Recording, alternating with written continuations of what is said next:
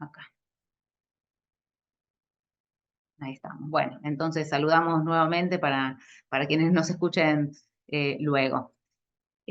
Bueno, la idea del encuentro de hoy, que es un encuentro, digamos, final, ¿no? Hacia el final del trimestre, era, bueno, ir recogiendo un poquito las dudas que hayan quedado y retomando alguna de las ideas. Nosotros en el primer encuentro habíamos hecho como un repaso de las primeras 4 o 5 clases, donde principalmente en la materia nos dedicamos a aprender la forma de representación audiovisual, el lenguaje, ¿no? En las primeras clases trabajamos con, bueno, cómo se construye ese discurso sobre la historia, qué características tiene. Para eso trabajamos lo que es la puesta en cámara, la puesta en escena, la puesta en serie, es decir, cómo se encuadra, ¿sí? Qué importancia tiene si yo hago un encuadre en picado o en contrapicado, ¿no? Esto nos está significando, nos está diciendo si voy a decidir enaltecer o achicar a la figura que estoy representando, si te uso un encuadre más abierto porque mi idea es describir o uno más cerrado porque mi intención es mostrar el dramatismo de determinada escena, ¿sí?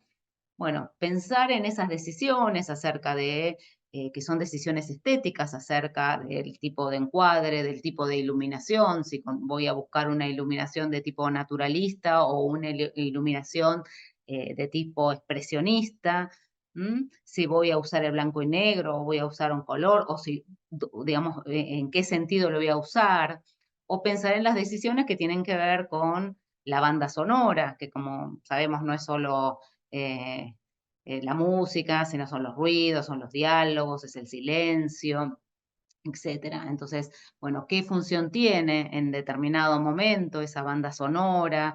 ¿Sirve, por ejemplo, la música para hilvanar, para puntuar? Hay digamos, otros usos que ustedes han visto a lo largo de las clases y, digamos, desarrollados en la bibliografía. Entonces, por un lado, todos estos elementos estéticos, por otro lado, en las primeras clases estuvimos viendo también los elementos narrativos, es decir, cómo se narra esa historia. Se narra, a ver, hay alguien esperando acá.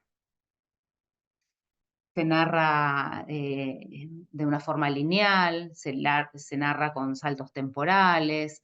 Bueno, vimos también como otro de los elementos que tenemos que considerar cuando hacemos un análisis de una pieza son los elementos dramáticos, es decir, pensar en dónde está puesto el protagonismo, dónde está puesto el antagonismo, cuál es el conflicto, todas estas cuestiones que parecen a veces obvias, pero cuando uno se las pone a pensar, muchas veces no son tan obvias y necesita hacer ese ejercicio de decir, bueno, ¿y cuál es el conflicto?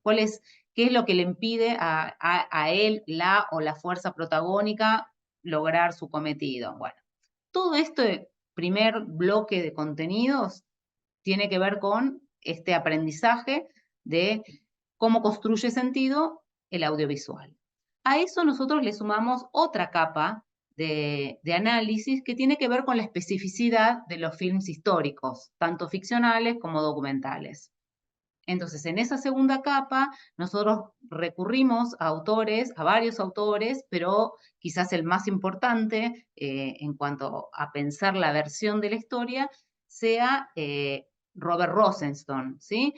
Él nos va a marcar como algún camino para pensar, digamos, las estrategias concretamente del cine histórico. Entonces nos va a señalar, bueno, cómo el cine usa metáforas, cómo el cine inventa dentro de estas invenciones, usa invenciones verdaderas, invenciones falsas, cómo altera los hechos, cómo condensa los hechos. Bueno, todo ese repertorio de estrategias que nos brinda este autor, nosotros también nos sirve cuando nos ponemos esos lentes, esas preguntas para mirar la obra, seguro muchas veces no solo en la ficción, sino también en el documental, nos da información acerca de esa construcción de sentido.